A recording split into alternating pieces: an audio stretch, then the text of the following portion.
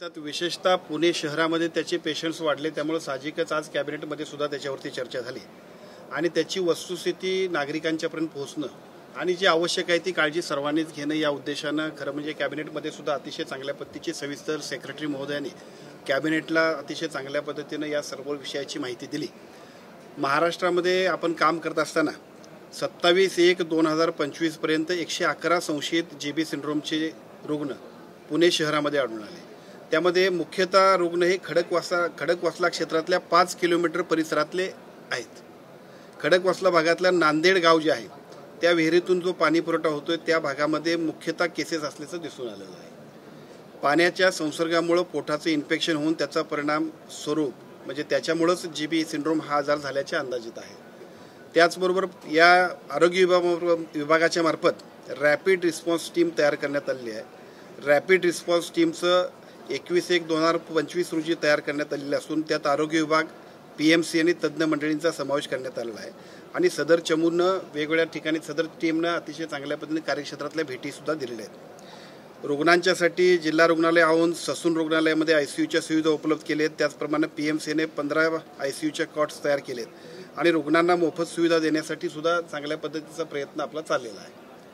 त्याचप्रमाणे जिल्हा रुग्णालयात रुग्णसंख्या वाढल्यानंतर सुद्धा जी काय आवश्यक त्या सुविधा द्यायला पाहिजे त्यासाठी आपण प्रशासनाला सूचना दिलेल्या आहेत। जिल्हा रुग्णालय, ससून रुग्णालय, पीएमसी, IVIG आणि इतर अत्यावश्यक औषधं सुद्धा उपलब्ध या हॉस्पिटलमध्ये आपण केलेली आहेत आणि विशेषतः रुग्णांच्या सुविधेसाठी सुद्धा आपण महात्मा फुले जीवनदायी आरोग्य योजनेमध्ये आपण 60,000, 80,000 आणि 2 लाख अशा पद्धतीच्या पॅकेजची यापूर्वीच, कारण हा आजार आताचाच नाही, यापूर्वी सुद्धा या आजाराचे अनेक पेशंट्स महाराष्ट्रामध्ये आढळून येतात, त्यामुळे आपण याच्याबद्दल अतिशय चांगल्या पद्धतीने उपचार करतोय।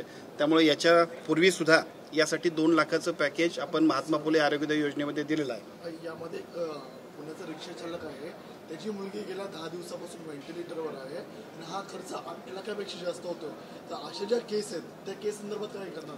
या आजाराच्या बद्दल आपण काल सुद्धा जी काही पुण्यामध्ये बैठक घेतली त्या पुण्यामधल्या बैठकीमध्ये आपण सर्व हॉस्पिटल्सना सूचना दिलेल्या आहेत। जसं कोरोनाच्या पिरियडमध्ये सुद्धा जर का अशा पद्धतीच्या पेशंट्सला जर अतिरिक्त दर कुठल्या हॉस्पिटल्सना लावू नयेत यासाठी सूचना दिल्यात। एका बाजूला महात्मा फुले जीवनदायी योजनेचा हे आपण 2 लाख रुपये देतोय आणि पुणे महानगरपालिकेने सुद्धा त्यांची गरीब शहरी जी योजना आहे ती 1 लाखाच्या ऐवजी 2 लाख रुपयापर्यंतची घोषणा केलेली आहे। त्यामुळे 2 लाख ते आणि 2 लाख हे म्हणजे 4 लाखापर्यंत उपचार होईल। फक्त माझी पुणे शहरातल्या विशेषतः जे काय असे पेशंट्स असतील त्यांना माझी विनंती इतकीच आहे की आपण सर्वांनी सुद्धा पहिल्यांदा शासकीय हॉस्पिटल किंवा महात्मा फुले जीवनदायी योजना जिथं असेल त्याच ठिकाणी ॲडमिट होण्यासाठी आपण प्राधान्यानं आपण सगळ्यांनी त्याचा सुद्धा उपयोग करावा। पुण्यामध्ये काल तुम्ही आढावा घेतला, मात्र पुण्याचे जिल्हाधिकाऱ्यांनी तुमच्या बोलण्यामध्ये विसंगती दिसते। जिल्हाधिकारी बोलतात की पाणी दूषित नाहीये, मात्र तुम्ही ब्रीफिंग घेतलं, तुम्ही सांगितलं की पाणी दूषित आहे। तर ही विसंगती कशी दूर कराल? प्रश्न विसंगतीचा नाही, प्रश्न जो आहे तो आपल्याला या आजाराचे योग्य मूळ शोधणं आणि आपण अतिशय चांगल्या पद्धतीनं उपाययोजना करणं। तिथं एकाच त्या स्पॉटवरती ज्यावेळेला 80 पेशंट्स आढळत आहेत तिथं समथिंग इज रॉंग। साधी गोष्ट आहे की याच्याबद्दलच्या जे काही एकूण 3 आपल्या टीम होत्या त्या टीमचंही ओपिनियन तेच आलं आणि त्याच्यानंतर आपल्या असं लक्षात आलं की जे पाणी खडकवासला धरणातून येत आहे ते खडकवासला धरणातून येणाऱ्या पाण्यावरती WTP प्लांट अजून तिथं नाही, कारण नवीन ही गावं सगळी शहरामध्ये समाविष्ट झाली।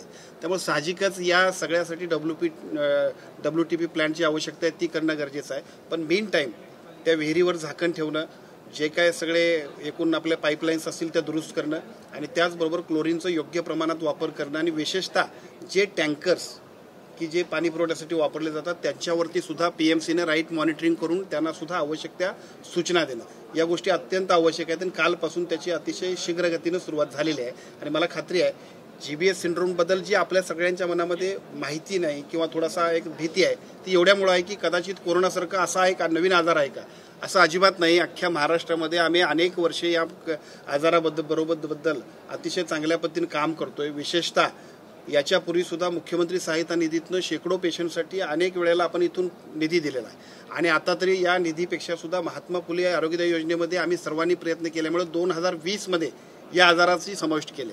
आज सुद्धा जर तुम्ही सगळ्या हॉस्पिटल्सला गेलात, राज्यातल्या सगळ्या हॉस्पिटल्सला, तर दर महिन्याला किमान 5-7 केसेस ह्या GBS सिंड्रोमच्या दिसतीलच आपल्याला। याचा अर्थ असा आहे की एका ठिकाणी जे काही पाण्याचं प्रदूषण वाढलं असेल त्यामुळे तिथं पेशंटची संख्या वाढली, त्याचा आणि जीबी सिंड्रोम सगळीकडे पसरतोय असा जो काही समज गैरसमज होतोय त्याबद्दलची वस्तुस्थिती आपण सगळ्यांना सांगूया.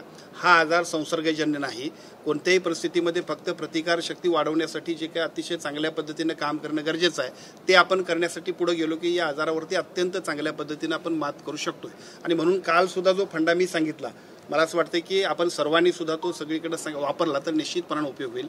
स्वच्छ पाण्याचा वापर करणं, पाणी उकळून पिणं आणि प्रतिकारशक्ती वाढवण्यासाठी योग्य तो आहार आणि योग्य तो व्यायाम करण्यासाठी आपण सर्वांनी पुढे जाणं, या 3 गोष्टींवरती अत्यंत चांगल्या पद्धतीने या आजारापासून आपण दूर राहू शकतोय. आणि याची स्पष्टता आरोग्य विभागाच्या वतीनं यापूर्वी सुद्धा वारंवार झालेली आहे.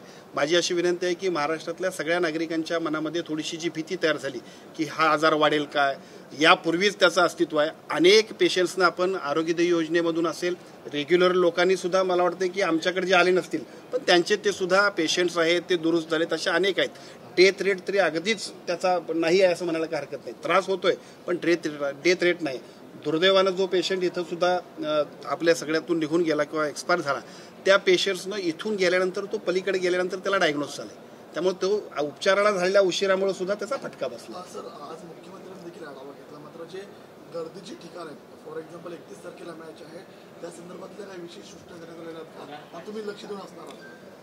आजच्या कॅबिनेटच्या बैठकीमध्ये आदरणीय मुख्यमंत्र्यांनी ज्या सूचना दिल्या त्या अतिशय महत्त्वपूर्ण एवढ्यासाठीच आहेत की पाण्याचं प्रदूषण हा अलीकडच्या काळामध्ये होत असणारा एक महत्त्वपूर्ण अशा पद्धतीची समस्या आहे. बऱ्याच वेळा असं होत असते की आपण सगळी मंडळी, स्थानिक स्वराज्य संस्था असतील, आरोग्य विभागाची टीम असतील, यांचं एक राईट कोऑर्डिनेशननं मॉनिटरिंग स्ट्रॉंग व्हायला पाहिजे. त्यासाठी एक स्वतंत्र विंग तयार करणं आणि भविष्य काळामध्ये स्थानिक स्वराज्य संस्था, मग त्या महानगरपालिका असतील, नगरपालिका असतील, जिल्हा परिषद असतील, तिथल्या पाण्याचा जो वापर होतोय त्याच्याबद्दल जी अंमलबजावणी करणारी यंत्रणा आहे किंवा तिथली जी टीम आहे ती सगळी ज्या पद्धतीने काम करते त्याला अजून जबाबदारीनं खूप महत्त्वपूर्ण ट्रेनिंग देणं आणि त्या सगळ्यांना अधिक चांगल्या पद्धतीने उपयोगात आणणं आवश्यक आहे.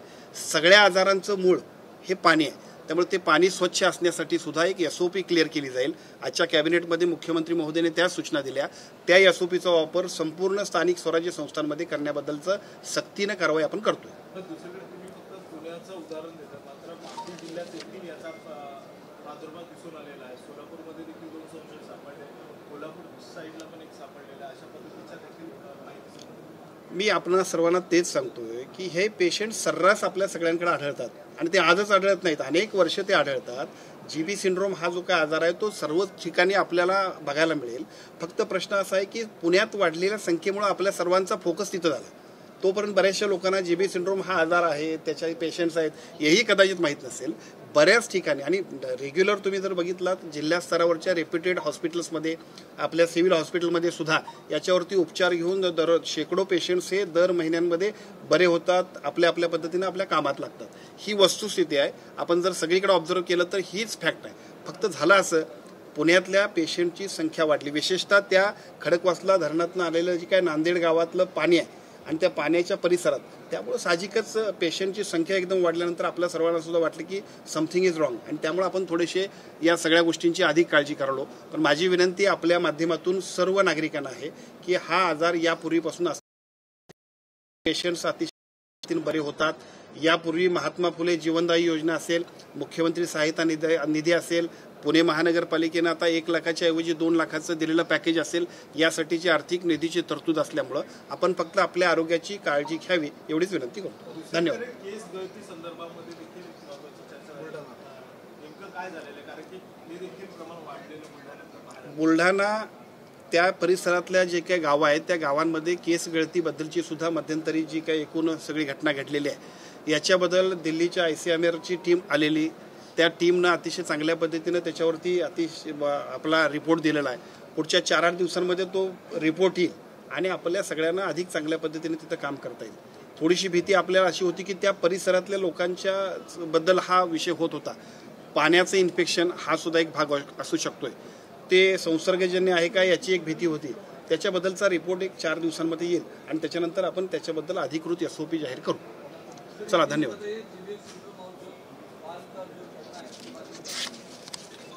GBS सिंड्रोम जो अभी उसके बारे में बहुत सारे लोग और पेशेंट्स बढ़ रहे हैं, उसके कारण हम लोग आज कैबिनेट में भी उसके बारे में चर्चा हुई. GBS सिंड्रोम ये पहले से ही अपने मतलब इसके पेशेंट, बहुत सारे पेशेंट्स महाराष्ट्र में इसके पहले भी है। इसके लिए महात्मा फुले आरोग्यदायी योजना में हम लोगों ने 2 लाख का पैकेज दिया है और उसके साथ साथ पुणे महानगर पालिका ने भी 1 लाख का पैकेज बढ़ा के 2 लाख रुपए का पैकेज दिया है।